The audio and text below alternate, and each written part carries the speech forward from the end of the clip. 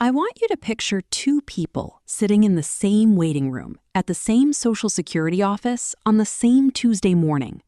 Both are 67 years old. Both worked for over 40 years. Both are there to begin collecting their benefits. Carol worked as a dental hygienist for 38 years. Her peak income was around $68,000.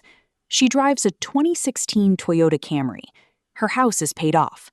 She has $340,000 in a Roth IRA and $210,000 in a traditional 401k. She is not wealthy by any spectacular measure. She is, however, finished working. Permanently. By choice. She will walk out of this office and never have to accept a paycheck from anyone again for the rest of her life. Gary spent 32 years in pharmaceutical sales. His peak income was $145,000. He drove a new car every 3 years. He and his wife took 2 international trips annually. His kids went to good schools. The neighborhood respected him. He is here to file for Social Security, not because he is ready to retire, but because his company eliminated his position 8 months ago. His savings total approximately $187,000. His mortgage has 11 years remaining. He carries $34,000 in credit card debt. Gary earned more than twice what Carol earned across most of their careers. Gary is not financially safe. Carol is. This isn't a story about income. It never is. This is a story about 7 specific, identifiable patterns that predict retirement failure with uncomfortable accuracy. If you recognize yourself in any of these signs, that recognition is not a verdict. It is a coordinate. It tells you where you are. And knowing where you are is the only way to change where you are going. Retirement is not an event. It is a financial state. Most people think of retirement as something that happens on a specific date. A party, a cake, a card signed by colleagues, a transition from working to not working.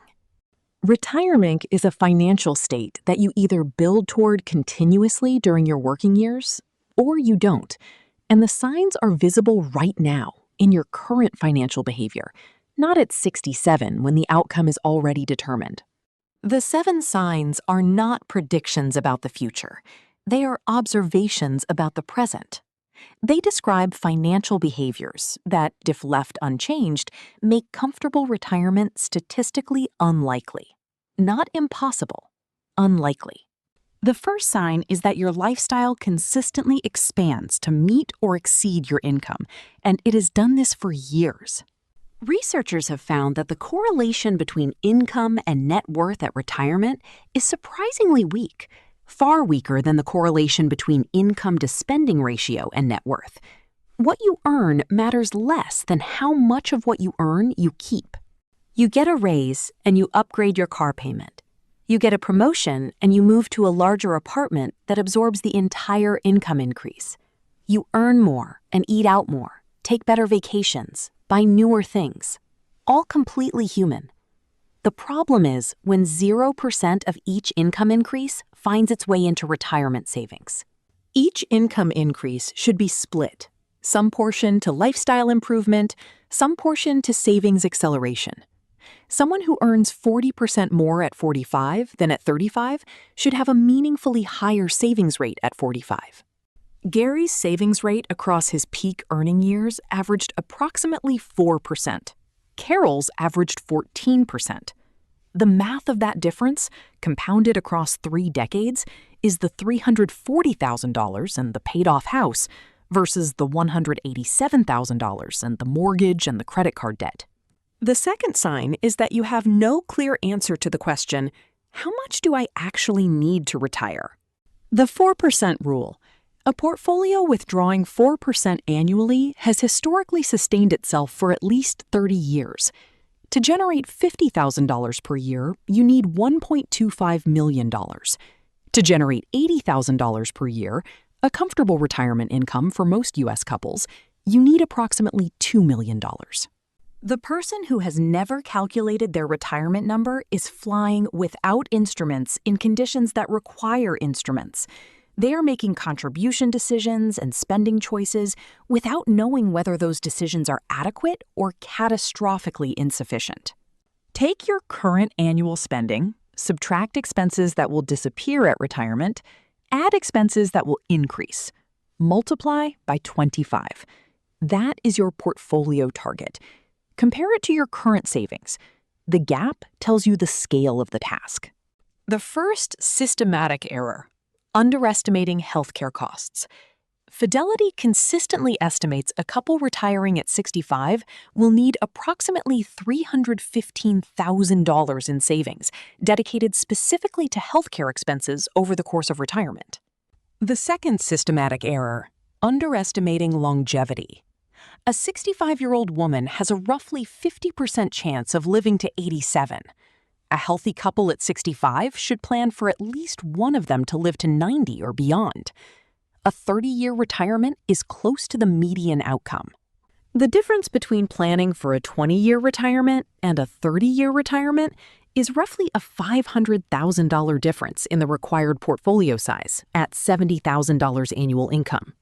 The third sign is that your debt is growing, not shrinking, during your peak earning years. Peak earning years, the 40s and early 50s, represent the intersection of income at or near its highest and child-related expenses beginning to decrease. This should be the decade of maximum debt reduction and maximum savings acceleration. For many, it is neither. Credit card debt carried into retirement is particularly destructive. A person who retires with $15,000 at 21% APR is paying $3,150 per year in interest, money that must come from the retirement portfolio or Social Security, reducing what is available for living expenses. Over a 20-year retirement, that interest expense, compounded by opportunity cost, can exceed $80,000. On a modest retirement income, $3,150 per year is not a line item. It is the difference between a comfortable retirement and one that feels chronically stretched. The fourth sign is that you have no emergency fund, or you regularly drain it and rebuild it in a cycle that never actually produces lasting savings. Without an emergency fund, every unexpected expense gets financed on a credit card or met by raiding the retirement account. Early retirement withdrawals before age 59.5 trigger a 10% penalty plus ordinary income tax, effectively destroying 30 to 40% of the emergency funds. Households without emergency funds make early retirement account withdrawals at rates 4 to 5 times higher than households with adequate emergency funds. The emergency fund is the mechanism that allows the retirement account to compound undisturbed. I am not done yet. The solution to the drain and rebuild cycle is not more discipline. It is automation and account separation. An emergency fund at a separate institution, where a transfer takes 2 business days, is meaningfully more protected from impulsive access. The 2-day friction is the design. The fifth sign is that you have delayed starting or have stopped contributing to retirement accounts, and you tell yourself you will catch up later. A person who contributes $500 per month from age 25 to 65 at 8% return accumulates approximately $1.75 million. A person who waits until 35 accumulates approximately $745,000. The 10-year delay cost $1 million in outcome. The 10-year delay also increased the monthly contribution required to reach $1.75 million, from $500 to approximately $1,180. Waiting a decade more than doubled the monthly cost of the same retirement. The early starter who contributed for only 10 years and then stopped has approximately $615,000 at 65. The late starter who contributed for 30 years, 3 times the money, has $745,000. The 10-year head start is worth nearly as much as 30 years of later contributions. If you stopped contributing and have not restarted, The most important financial decision you can make today is not which fund to choose. It is to restart at any amount this week. The specific amount matters less than the restart itself. The sixth sign is that your entire retirement plan is Social Security. The average Social Security benefit for a retired worker in 2025 is approximately $1,920 per month, roughly $23,000 per year. For a married couple, combined benefits might reach $38,000 to $45,000 annually. What most people don't understand is the claiming age decision. Claiming at 62 permanently reduces your benefit by up to 30%.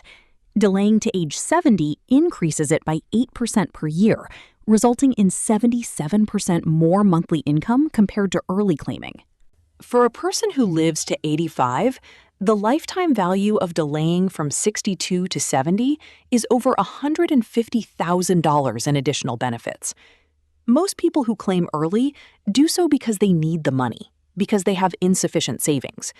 The claiming decision for them is not a choice. It is a forced outcome. Social Security's own projections indicate the trust fund reserves are projected to be depleted in the early 2030s, at which point payroll tax revenue would support approximately 83% of scheduled benefits. This is not collapse, it is the current fiscal trajectory. The person whose entire retirement plan is Social Security is not planning for retirement. They are planning for survival. And survival at Social Security levels requires affordable housing, manageable health care, and no major unexpected expenses. All three are statistically unreliable. The seventh sign is that you avoid looking at your financial situation clearly and consistently. You do not know your net worth, you do not know your retirement balance, and you feel vague dread rather than specific understanding when you think about money. Financial avoidance is not caused by irresponsibility or laziness. It is caused by anxiety.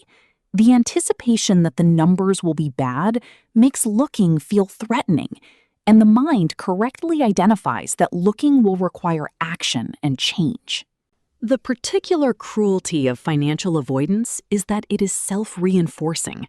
The longer you avoid, the larger the gap grows, and the more threatening looking becomes. Avoidance makes the problem bigger and the looking harder simultaneously. Behavioral finance researchers have found that the simple act of regularly reviewing accounts, even without making any changes, produces measurable improvements in financial behavior over time. The act of looking creates awareness, which creates discomfort, which creates action. The vague dread that most avoiders carry is paradoxically more emotionally exhausting than the specific discomfort of knowing the number and working with it. Specific problems are solvable. Vague dread is just a permanent companion. This week, calculate the number. Take your best estimate of annual income needed in retirement. Multiply by 25. Subtract your current retirement savings. The gap tells you the scale of the task. It may be uncomfortable, it is also accurate. And accurate is the only thing that is useful. This month, do 3 things. 1. Log into every retirement account and confirm balance and contribution rate. 2. If below 10%, increase by at least 2 percentage points on the HR portal, not as a mental note. 3. Find your credit card statement closing dates and create a payoff plan. This quarter, build or rebuild your emergency fund to 3 months of essential expenses. Start with a $1,000 milestone. Automate the transfer, even $50 per week, so it builds without requiring a decision every time. This video is for educational purposes, not financial advice. Retirement planning involves variables specific to your income, health, family situation, and goals. Please work with a qualified financial professional for decisions about your retirement strategy. Now, back to Carol and Gary in that waiting room. Carol did not have a perfect financial life. She did not earn an exceptional income. She had a savings rate most people in her income bracket would have considered aggressive, 14%, and she held it for decades while her lifestyle grew modestly but never explosively. She checked her retirement balance quarterly. She knew her number. She made adjustments when adjustments were required. Gary did not fail because he spent too much on nice things. He failed because the pattern, automatic lifestyle expansion, debt growing during peak years, avoidance of clear financial assessment, was never interrupted. Each year felt like a good year. The summary of those years produced the waiting room. Neither of their outcomes was inevitable. Carol's financial security was built from a small number of consistent behaviors repeated over a long time. Gary's vulnerability was built from a small number of consistent behaviors, different ones, repeated over an equally long time. The 7 signs are not a life sentence. They are a diagnostic. And a diagnostic, received clearly and acted on with specific intention, is the beginning of a different trajectory. Carol and Gary sat in that waiting room on the same Tuesday morning. Their stories had diverged 30 years earlier from choices so small and so routine that neither of them could have identified the divergence in the moment it was happening. You are not at the divergence in the future. You are at the divergence right now. The choice is between looking at the signs clearly, today, while you can still change the trajectory, and continuing to feel that vague, unexplained financial dread that most people carry through their working years as a permanent, low-level companion. Carol walked out of that office with options. Gary walked out calculating how many more years he would need to work. The difference was 30 years of slightly different defaults. You are still in the years where the defaults are yours to choose.